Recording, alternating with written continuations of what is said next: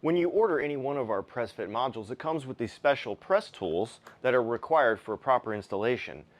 It comes with a module driver. There are two different varieties, one for our 40-30 bearings that fit like so, only touching the outer race of the bearing.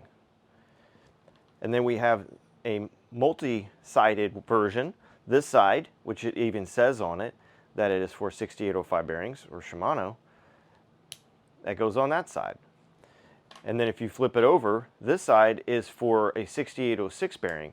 Once again, you'll notice that there's an undercut on all of these dies so that it only contacts the outer race of the bearing.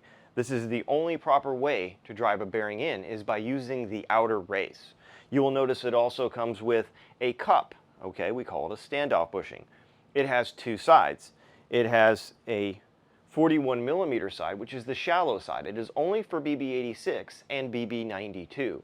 The larger end is for all other modules except for BB30.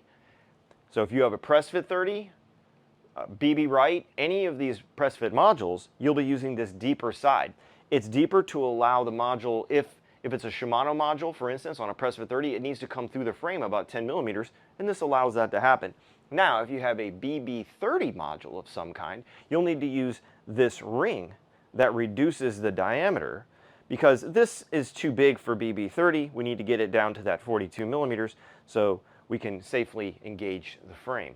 Do not use this big end when doing a BB86 or BB92 because it can actually wedge onto the frame. What we want you to use is the proper size, and if you notice down inside here, it actually says BB86 and BB92 on the shallow side, and it says Press Fit 30 on the deep side. It's typical to use an HHP-2 or an HHP-1, especially in a shop environment, but a lot of home mechanics have these as well, and our tools were designed to interface seamlessly. Whether you have the 40-30 die or the 6805-6806 combination die, it just simply fits over the threaded portion of the shaft, and then you just thread the handle on afterward. And as far as the standoff bushing goes, make sure the appropriate side is facing the frame for which application you have, and then it fits right over the end of the shaft. Once this is passed through the bike, it's going to fit right over the shaft, and then you will put the stop nut on it.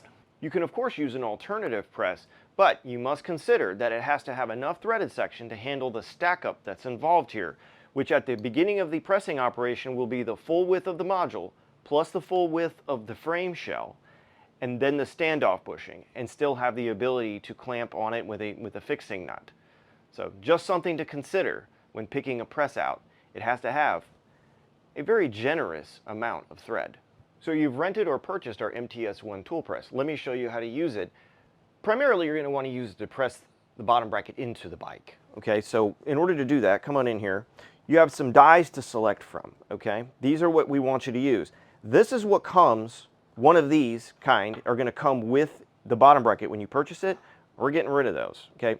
Because this steel die takes the place of this plastic piece, and this takes the place of this. So there's no reason to use those, and it will reduce the overall stack.